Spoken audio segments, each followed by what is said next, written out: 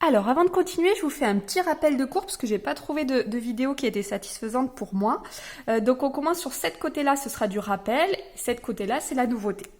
Donc, on a travaillé en fait sur comment déterminer qu'une fonction, elle était croissante ou décroissante. Rappelez-vous, on a dit une fonction, par exemple, elle est croissante si lorsque je prends deux nombres u et v, où je notais parfois x1, x2, je ne sais plus, ici, si elle est croissante, f de u sera plus petit que f de v.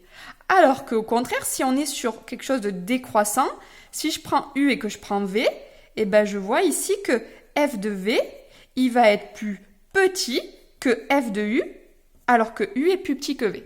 Voilà, ça on a déjà un petit peu travaillé. Et par exemple, maintenant sur les fonctions affines, en fait, je sais que cette fonction elle est décroissante d'après mon cours parce qu'ici le coefficient directeur m est négatif.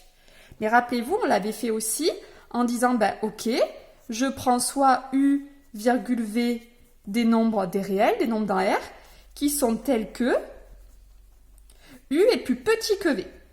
Et en fait, je vais regarder si f de u est plus petit que f de v. Dans ce cas-là, ça voudra dire que la fonction est croissante, ou si c'est l'inverse. Donc, pour arriver à f de u, il faut que j'arrive à moins 2u plus 5.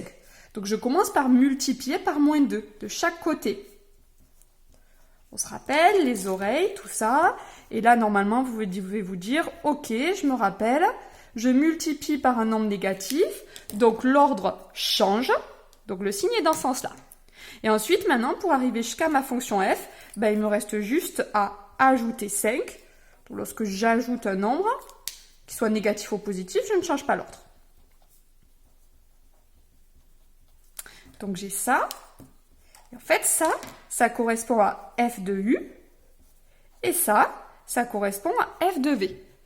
Donc je vois que c'est dans cet ordre-là. Je suis partie d'ici et j'arrive à cet ordre-là. Donc il a changé.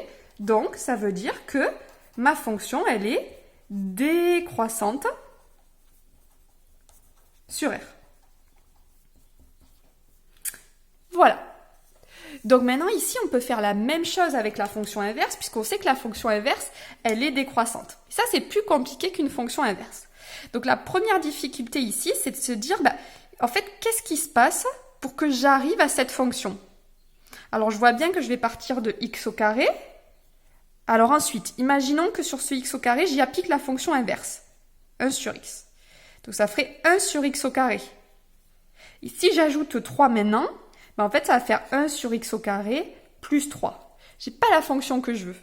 En fait, ce qui se passe ici, c'est qu'on part de x au carré, on ajoute 3, ça fait x au carré plus 3, et ensuite, ce truc-là, on lui applique la fonction inverse. Et donc, ça devient 1 sur x au carré plus 3.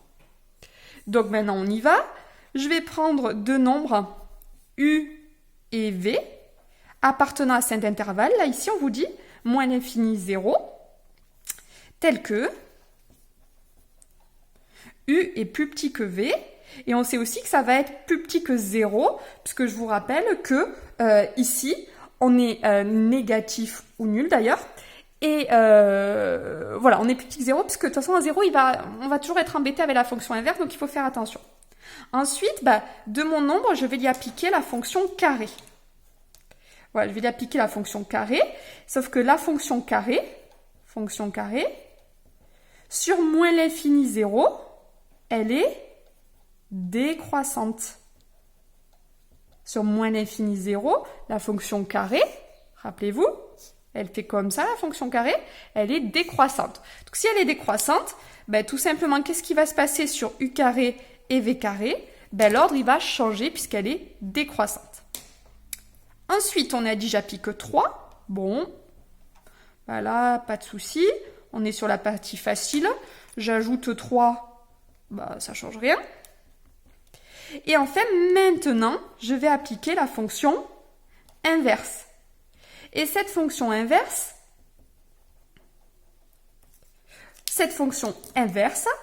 on sait, donc là, attention, vous avez vu, quand je suis passée au carré, je sais que je suis passée sur supérieur ou égal à 0, puisqu'un carré, c'est toujours positif. Là, je suis au-dessus de 3, donc je suis au-dessus de 0. Voilà, il n'y a plus de souci. Donc maintenant, je passe à la fonction inverse. Que fait la fonction inverse? Et vu qu'elle est décroissante, on change l'ordre. Donc nous voici ici. On est donc parti de ça. On arrive à ça, qui correspond à G de U et G de V.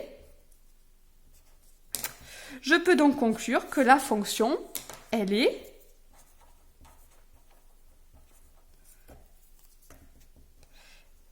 croissante, puisque l'ordre n'a pas changé. Voilà, c'est une notion qui est assez compliquée. J'avoue que j'aurais préféré ne pas vous la faire passer à distance. On a un peu travaillé dessus.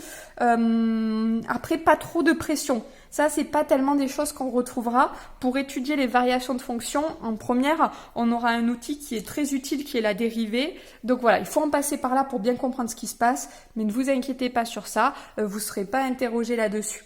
Voilà, allez, je vous encourage néanmoins à faire les 2 exercices qui suivent, puisqu'ils étaient quand même intéressants. Et puis bon courage pour ceux qui s'accrochent.